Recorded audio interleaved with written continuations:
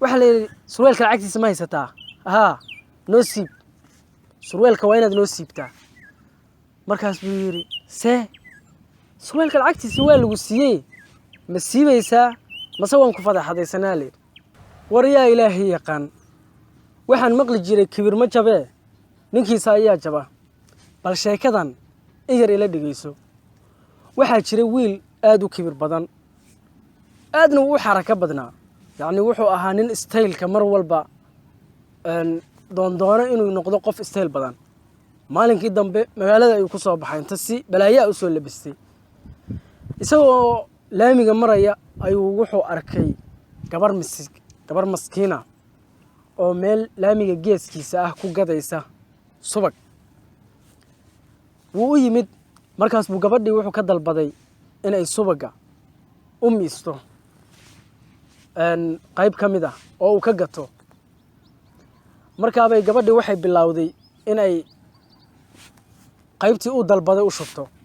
inta u shubaysay wuuna ag taagnaayey baa waxaa dhacday in subagii qayb ka mid oo soo faniintay ay surwaalkii ka gaarto markaas buu markuu arkay inuu subagii ku halaabay buu aad u xanaaqay ninkan uu carooday yacni gabadhii buu ku qayliyey aad buu ugu qayliyey wuxuu yidhi maxaa sidaan u samaysay gabadhii waxay tiri warniyahu waxaanay si qadar ilaahay bay ku dhaceen anu waxaan samayn karana ma lahane surwaalka waan kaa dhaqayaahe maaragtaa keen ninkii wuu diiday wuxuu yidhi maya surwaalka lacagtiisa ayaan kaa rabaa gabadhii way yaabtay waxay tiri nin lacag ma haysto waxaan ahay gabadha masaakiinta oo subagaas lacagta ka raadinaysay dee subag lacag aan ka raadsana ku siin maayo bilaash kugu siin maye tala kala keen wuxuu ku adkaystay oo uu yidhi halkan ka dhaqaaqi maysa ilaa surwaalka lacagtiisa isiiso gabadha iyadoo yaaban bay markii dambe waxay tiri waayahee surwaalka lacagtiisu waa imisa markaas buu yidhi lacagtiisu waa $100 markaas bay madaxa gacanta saaratay war macquul maaha $100 intaas surwaal bay goosaa markaas buu wuxuu ugu hanjabay weliba inuu fadeexadayn doono haddii aanay $100 bixin oo uu leeyahay subageeda iyo iyada sinjeedeeda wax dhan wax ka sheegayo ayuu ugu hanjabay wuxuu yidhi haddii aanad isiin $100 maanta meeshan fadeexad baa ka dhacaysa halkaa markay marayso gabadhii oo aad u walaacsan oo la yaaban arrinka meesha ka socda baa waxaa buuqii ku soo baxay wiil marayay waddada geeskeeda oo dhalinyaro ah markaas buu u yimid wuxuu yidhi maxaa dhacay ninkan wuxuu yidhi surwaalkaygii baa layga halleeyey sidaa awgeed gabadhan lacagtiisii baan ka rabaa gabadhiina waxay leedahay lacag ma hayo ee surwaalka waa u mayrayaa wiilkii dhalinyarada ahaa wuxuu yidhi surwaalka lacagtiisa waa imisa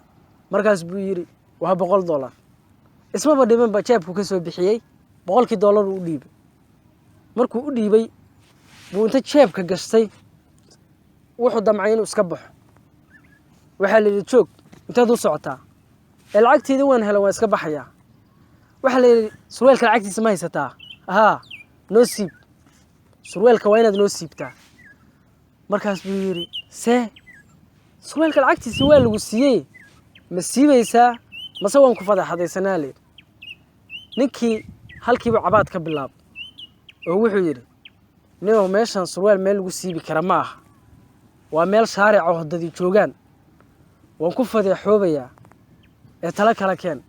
surwaalka xaafaddii baan tegayaa waan kusoo siibayaa mayaa la yidhi wax lagu siibaya ma laha sidii sheekadii ay u socotay waxay kala gaartay labadii nin bay qir iyo qir kala gaadhay markaas buu ninkii wuxuu ku cabtay uu yidhi waxaan ogolahay inaan lacagtii celiyo oo aan ka maarmo surwaalkana anigu aan mayrto oo xaafaddii intaan tago anigu aan mayree lacagtii nicesha oo iga wareejiya ninka wuxuu yidhi ma lagaa yeelayo ee waa inaad ilaaba siibtaa markii ay meelay isku dhaafaan garan waayeen